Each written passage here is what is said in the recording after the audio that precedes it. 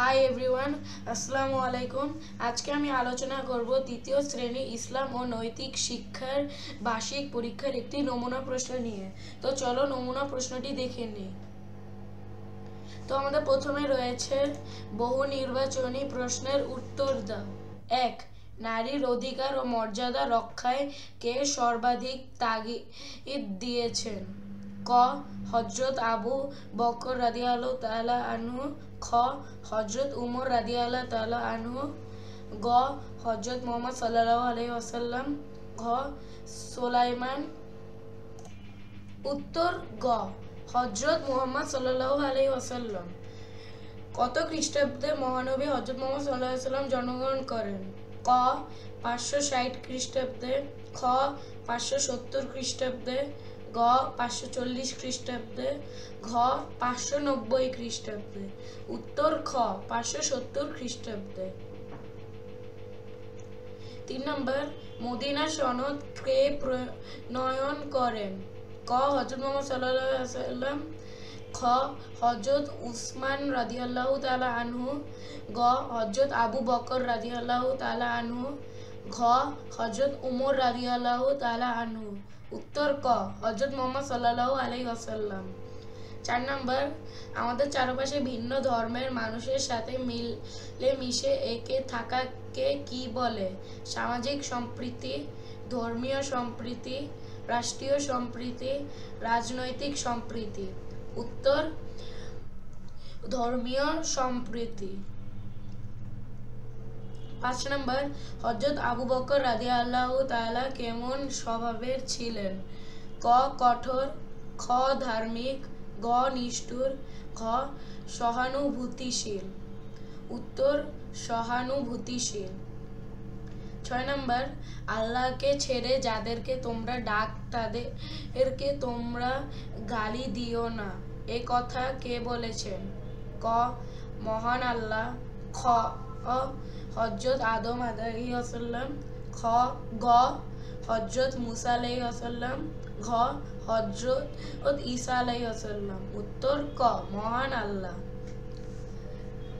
আসলা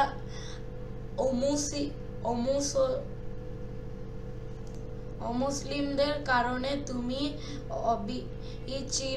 অবিচল হয় না, একথা কি বলেছেন? ক. হযরত আদম আলাইহিস সালাম। খ. হযরত মুহাম্মদ সাল্লাল্লাহু আলাইহি ওয়াসাল্লাম। গ. হযরত মুসা আলাইহিস সালাম। ঘ. হযরত ঈসা আলাইহিস সালাম। উত্তর খ. হযরত মুহাম্মদ সাল্লাল্লাহু আলাইহি ওয়াসাল্লাম। 8 নম্বর, প্রকৃতি, পরিবেশ ও জীব জগতের উপর আমরা নির্ভরশীল কেন? ক. আমাদের খাদ্য যোগায়। খ. আমাদের বাসস্থানের উপকরণ যোগায়। গ. আমাদের বস্ত্রের উপকরণ যোগায়। ঘ. উপরের সবগুলো সঠিক। উত্তর ঘ. উপরের সবগুলো সঠিক। 9 নম্বর, মহান আল্লাহর প্রকৃতি, পরিবেশ ও জীব জগতের রক্ষণাবেক্ষণের দায়িত্ব কার উপর ন্যস্ত করেছেন? ক. জিন জাতির। খ. মানব জাতির। গ. ফেরেশতাদের। ঘ. প্রকৃতির। উত্তর খ. মানব জাতির। 10 নম্বর, প্রকৃতি, পরিবেশ ও জীব জগতের সবকিছু কার সৃষ্টি? ক. মানুষের। খ. ফেরেশতাদের। গ. মহান আল্লাহর। ঘ. রাসূলের। উত্তর গ. মহান আল্লাহর। এরপরে রয়েছে আমাদের শূন্যস্থান পূরণ করো। ক. হযরত আবু বকর রাদিয়াল্লাহু তাআলা আনহু ছিলেন ইসলামের ড্যাশ খালিফা? উত্তর প্রথম খালিফা। খ. মানুষ হিসেবে সব ধর্মের লোক ড্যাশ। এখানে খলিফা হবে, প্রথম খলিফা। তারপর মানুষ হিসেবে সব ধর্মের লোক ড্যাশ। উত্তর মানুষ হিসেবে সব ধর্মের লোক সম্মানিত। গ. মহানবী সাল্লাল্লাহু আলাইহি ওয়াসাল্লাম মদিনায় বিভিন্ন ধরনের লোকদের মধ্যে ড্যাশ প্রতিষ্ঠা করেছিলেন? উত্তর শান্তি প্রতিষ্ঠা করেছিলেন। ঘ. ধূমপান ড্যাশ ঘটায়? ধূমপান বায়ু দূষণ ঘটায়। উম. জীব ও প্রকৃতির পরিবার আছে। তারপর শুদ্ধ অশুদ্ধ নির্ণয় করো। ক, মহানবী হযরত মুহাম্মদ সাল্লাল্লাহু আলাইহি ওয়াসাল্লাম হিলফুল ফুজুল গঠন করেন। উত্তর শুদ্ধ। খ, সমাজের শান্তি ও সমৃদ্ধির জন্য ধর্মীয় সম্প্রীতি প্রয়োজন নেই। উত্তর অশুদ্ধ। গ, ধর্মীয় সম্প্রীতি রক্ষার জন্য আমাদের উদ্বুদ্ধ করে। উত্তর শুদ্ধ। ঘ, মহান আল্লাহ প্রকৃতিতে জড় ও জীবনের সৃষ্টি করেছেন। উত্তর শুদ্ধ। জীব জন্তুর মৃতদেহ বা উচ্ছিষ্ট যেখানে সেখানে ফেলে ক্ষতি নেই। উত্তর অশুদ্ধ। তারপর রয়েছে বাম পাশের বাক্যাংশের সাথে ডান পাশের বাক্যাংশ মিল করে উত্তরপত্রে লেখো। তো প্রথমে রয়েছে গাছপালা থেকে আমরা, দ্বিতীয় নম্বর প্লাস্টিক পলিথিন রাসায়নিক বর্জ্য, তৃতীয় নম্বর সমাজের শান্তি ও সমৃদ্ধির জন্য, চতুর্থ নম্বর প্রতিবেশী যে ধর্মই হোক, পঞ্চম নম্বর মহানবী সাল্লাল্লাহু আলাইহি ওয়াসাল্লামের গুণাবলী। তারপর আমাদের ডানে রয়েছে পরিবেশ নষ্ট করে অক্সিজেন পায় তাকে সহযোগিতা করা আমাদের কর্তব্য। ধর্মীয় সম্প্রীতি প্রয়োজন আমাদের জন্য আদর্শ। তো এখন আমরা উত্তরগুলো দেখে নিই। 1 নম্বর গাছপালা থেকে আমরা অক্সিজেন পাই। 2 নম্বর প্লাস্টিক পলিথিন রাসায়নিক বর্জ্য পরিবেশ নষ্ট করে। 3 নম্বর সমাজের শান্তি ও সমৃদ্ধির জন্য ধর্মীয় সম্প্রীতি প্রয়োজন। 4 নম্বর প্রতিবেশী যে ধর্মই হোক তাকে সহযোগিতা করা আমাদের কর্তব্য। 5 নম্বর মহানবী সাল্লাল্লাহু আলাইহি ওয়াসাল্লামের গুণাবলী আমাদের জন্য আদর্শ। তারপর রয়েছে যে কোনো 5টি প্রশ্নের অল্প কথায় উত্তরপত্রে লেখো। ক, হিলফুল ফুজুল কি?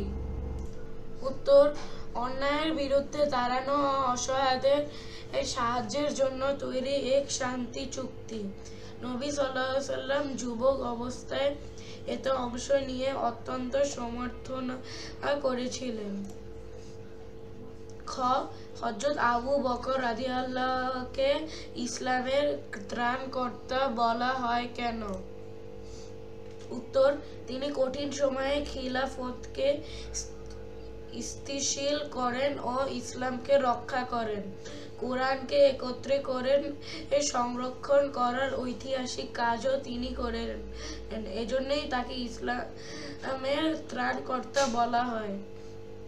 ঘ, ধর্মীয় সম্প্রীতি কি? উত্তর সব ধর্মের মানুষের প্রতি সম্মান, ভালোবাসা ও শান্তিপূর্ণ সহাবস্থান। এতে সমাজের শান্তি ও সৌহার্দ্য বজায় থাকে। ঘ, ভিন্ন ধর্মের লোকদের প্রতি কি সহনশীল আচরণ করবে? উত্তর তাদের ধর্মকে সম্মান করে ও কটূক্তি না করা, বিপদে সাহায্য করা এবং ন্যায়ভাবে আচরণ করা। আল্লাহ আমাদের উপকারের জন্য কি কি সৃষ্টি করেছেন? উত্তর সূর্য, চাঁদ, বাতাস, পানি, গাছপালা ও পশু পাখি আমাদের কল্যাণে সৃষ্টি করেছে। পৃথিবীর সব উপকারী জিনিসই এই মানুষকে উপকার দেওয়ার জন্য তৈরি। চ, বৃক্ষরোপণ সম্পর্কে নবী সাল্লাল্লাহু আলাইহি ওয়াসাল্লাম কি নির্দেশ দিয়েছেন? উত্তর তিনি গাছ লাগাতে উৎসাহ দিয়েছেন ও একে সদাকায়ে জারিয়া বলেছেন। গাছের ফল পাতা মানুষ বা পশু খেলে তো সওয়াব হিসাবে গণ্য হয়। ছ, সৃষ্টি জগৎ থেকে তুমি কি কি উপকার পাও? উত্তর খাবার, পানি, আলো, বাতাস, ফল সবই সৃষ্টি জগৎ থেকে পাই। এগুলো আমাদের জীবন ধারণ ও সুস্থ থাকতে সাহায্য করে। ক, তারপর রয়েছে নিচের যে কোনো 4টি প্রশ্নের উত্তরপত্রে লেখো। ক, প্রকৃতির ক্ষতি করলে কি কি সমস্যা হতে পারে? উত্তর, গাছপালা কাটলে পৃথিবীর আবহাওয়া গরম হয়, ফলে প্রচণ্ড খরা বা অতিরিক্ত বৃষ্টি হতে পারে। পরিবেশ নোংরা হলে বাতাস ও জল দূষিত হয়, যার কারণে মানুষের নানা রোগ হয়। বন নষ্ট হওয়ার পশু পাখিরা তাদের থাকার জায়গা হারায় এবং অনেক জীব বিলুপ্ত হতে পারে। মাটি নষ্ট হলে ফসল কম জন্মায়, ফলে আমাদের খাদ্যের অভাব দেখা দিতে পারে। খ, ধর্মীয় সম্প্রীতি সম্পর্কে মহানবী সাল্লাল্লাহু আলাইহি ওয়াসাল্লাম আদর্শ বর্ণনা করো। উত্তর, তিনি সকল ধর্মের মানুষের প্রতি সম্মান ও সহনশীলতা দেখানোর শিক্ষা দিয়েছেন। তার আদর্শ অনুযায়ী ভিন্ন ধর্মের মানুষের সঙ্গেও সবসময় ন্যায় বিচার করতে হবে। তিনি নিশ্চিত করেছেন যে সবাই যার যার ধর্ম স্বাধীনভাবে পালন করতে পারবে। তিনি মদিনার সন্দেহের মাধ্যমে সবার সঙ্গে শান্তিপূর্ণ সহাবস্থান প্রতিষ্ঠা করেন। গ, ভিন্ন ধর্মের মানুষের সাথে সহনশীল আচরণের তালিকা করো। উত্তর, তাদের ধর্মীয় বিশ্বাস না দেব ও দেবিকা নিয়ে আমরা কোনো খারাপ কথা বলবো না। তাদের ধর্মীয় অনুষ্ঠান বা উপাসনের সময় বাধা দেব না বা গোলমাল করব না।